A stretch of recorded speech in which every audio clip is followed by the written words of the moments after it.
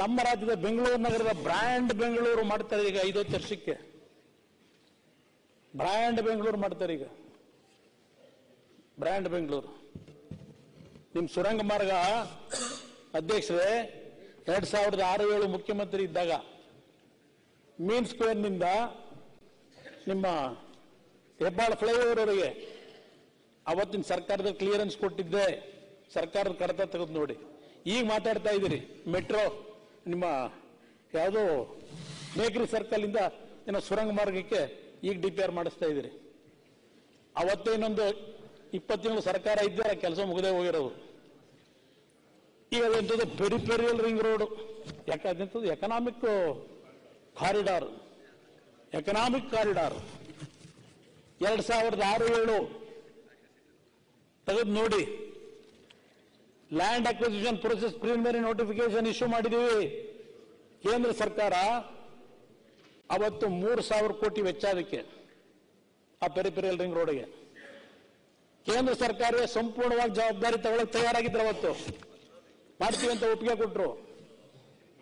ಆದ್ರೆ ದುರಾದೃಷ್ಟ ಸರ್ಕಾರ ಹೋಯ್ತು, ಅದು ಅಲ್ಲಿಗೆ ನಿಂತೋಯ್ತು. ಈಗ 17 ವರ್ಷ ಆಗಿದೆ. 3,000 ಕೋಟಿ ರೂಪಾಯಿನ ಕಾಮಗಾರಿ ಇವತ್ತು 27,000 ಕೋಟಿ ಅಂತ ಹೇಳ್ತಾ ಇದ್ದೀರಿ. 27,000 ಕೋಟಿ ಬ್ರ್ಯಾಂಡ್ ಬೆಂಗಳೂರು ಲ್ಯಾಂಡ್ ಅಕ್ವಿಸಿಷನ್ಗೆ ಇವತ್ತು 21,000 ಕೋಟಿನೋ 26,000 23,000 ಕೋಟಿ ಬೇಕು ಅಂತ ಹೇಳ್ತಾ ಇದ್ದೀರಿ. ಮುಂದೆ ಜೀವನ ಎತ್ಬಿಟ್ಟು ಹೇಳ್ಬೇಕು ಅಂತೀರಲ್ಲ. ಏನು ಅವತ್ತು ಕುಮಾರಣ್ಣ ಮುಖ್ಯಮಂತ್ರಿ ಆಗಿದ್ರು, ಬಹುಶಃ ಅವತ್ತು ನಮ್ಮ ಆನಂದರಾವ್ ಸರ್ಕಲ್ ಇಂದ ಹಿಡಿದು ಹೆಬ್ಬಾಳ ಫ್ಲೈಓವರ್ ವರೆಗೂ ಮತ್ತೆ ಡೇರಿ ಸರ್ಕಲ್ ಇಂದ ಇದು ಕೋರಮಂಗಲವರೆಗೂ ಮೈಸೂರು ರಸ್ತೆ ಮತ್ತೆ ಏನಿವತ್ತು ಮ್ಯಾಜಿಕ್ ಬಾಕ್ಸ್ ಅಂತ ಕರೀತಾ ಇದ್ದಾರೆ ಕಾವೇರಿ ಜಂಕ್ಷನ್, ಇಷ್ಟಕ್ಕೂ ಆವತ್ತು ಮುಖ್ಯಮಂತ್ರಿಗಳಾಗಿದ್ದಂತ ಕುಮಾರಣ್ಣ ಅವ್ರ ಪೀರಿಯಡ್ ಅಲ್ಲಿ ನಾನೊಬ್ಬ ಗುತ್ತಿಗೆದಾರ ಈ ಕಾಮಗಾರಿಗಳಿಗೆ.